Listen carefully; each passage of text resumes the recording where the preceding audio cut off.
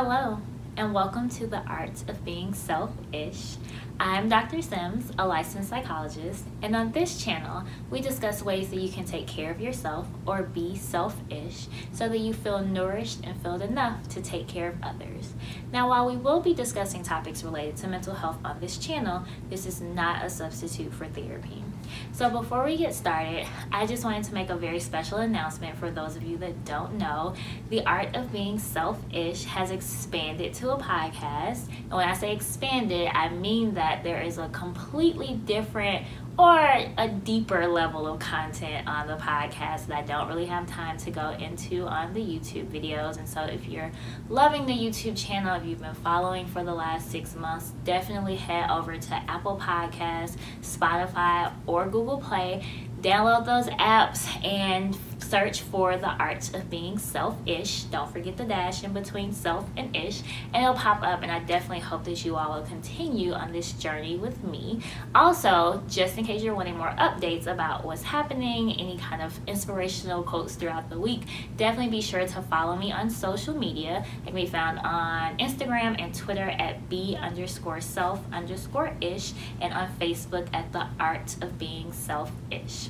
So moving on, let's get started with today's session. I realized that we have not talked sex in a long time, and so today we're going to be talking a little bit about sex, but I wanted to focus more so on a barrier to having a pleasurable, enjoyable sex life, and that is shame. And I want to give us some tips about how we can be more shameless when it comes to our sexuality and our bodies and being a sexual human being. And I like to start at the place of where do we get these messages from? So when you were growing up, think about the messages that you received about sex. What were the things that your family members were telling you? What were the things that your peers were telling you? What were the things that the media was telling you? A lot of times there are these two pretty conflicting messages that we receive, whether consciously or subconsciously, about Black women being sexual beings. On the one hand, there's this idea of keep it locked down, like don't open your legs, save it for marriage, don't talk about it, like that's grown folks' business, that's none of your business, and so you should just be focusing on schoolwork, don't even think about it. And then on the other side of that, you have the images of Black women being hypersexual and promiscuous and easy and always desiring sex, and that has a whole historical component that we cannot go into in these 6 minutes, but definitely we'll be talking about more on the podcast. But those are two pretty conflicting messages. So given all of that, what are you supposed to do? When you think about shame, it's talking about being embarrassed about something that you're doing wrong. And a lot of times sex is made to seem like it's wrong. All of your life, when you're growing up, it's made to seem like it's something that you should not be doing unless you are married. And that's fine to be teaching that, but I think that there's such a piece of it that's missing where we educate people about being sexual beings. You can have all the morals and the values that you want in the world, and speaking as a Christian, like you can have those values, but it's very damaging when you're not actually educating people around the whys and the why nots and what is healthy and what is not healthy, and you leave it open for them to go out and figure it out on their own. And so you leave it open to the internet teaching your children about sex, and I can't imagine that you would want the internet to teach your kids about sex. And so one of the things that I think helps us to be more shameless is to be more educated. So one, educating yourself, because I know that most of the people that are listening to this are well out of their childhood years. And so you have to still educate yourself though. Like a lot of us never had education around what it means to be healthy sexually. And I'm not even just talking about, I know in the orgasm video we talked a lot about like exploring yourself and getting to know your body, and that's all important, but also just knowing about like what actually is arousal, like what are the sexual parts of your body, what are the reproductive parts, what are the parts that are for pleasure.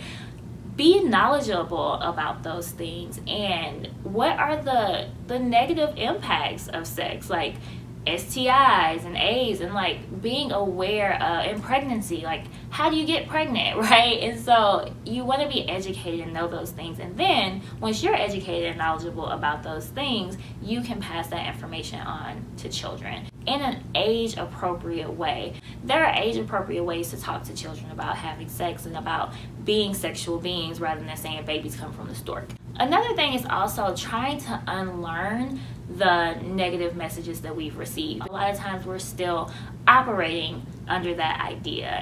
A lot of adulthood is about unlearning messages that we received and conditioning that we were a part of when we were growing up, that it's just not really healthy anymore. And then the last thing that I would say about being shameless is understanding what your sexuality is for you. Understanding what makes you sexy for you. A lot of times the reasons why we are so shamed about our bodies and about being sexual and about any of those behaviors that we engage in, it's because those ideas are being imposed on us from someone else, and someone else told us that this was wrong. And the more that we can start to understand ourselves and know what is pleasurable to us and know what makes us feel good. Even when I think about like dressing sexy for who? Try just dressing sexy for yourself and not necessarily to impress someone else. And I think the more that we can start to take that back and start to reclaim that, I'm not saying that society isn't trash and the messages that we get around our bodies and around sexuality are not sometimes very awful. I'm not saying that just by embracing your sexuality that that's going to automatically change everything around you, but I do think that it's helpful to have your own level of awareness and your own level of comfort in what feels good to you, and that can sometimes help you to ward off the negative feedback and the negative images that may be bombarding you on a regular basis. And so those are just a few ways that I would suggest being shameless. And if you want to hear more, like I said, join me on the podcast. You will definitely get more insight into that. Make sure you go and do something to be selfish this week, and I will see you all next Selfish Saturday. Bye.